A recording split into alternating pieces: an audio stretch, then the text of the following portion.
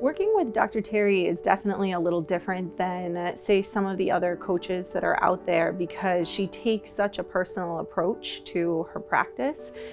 There's a magic to the way that she works with people. It's led me through so many different personal life changes, professional life changes, and has really impacted my relationships in general. My relationship and interaction with Dr. Teri has changed the way that I see myself and the way I see my relationships and the way I run my businesses. She speaks in a tender way and she understands people, she connects.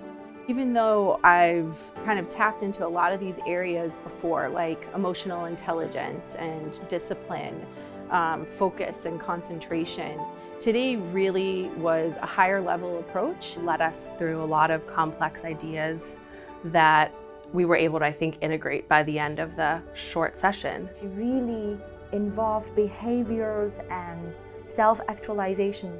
There were a lot of moments of breakthrough I felt, everyone in the room. Some of the things I find valuable are not valued where I work, and sort of was able to tweak just a little bit how I saw that. Instead of seeing it as a negative, seeing it as positive. It's perfect for someone who is open to healing, someone who is ready to be vulnerable, and someone who is ready to take the first step.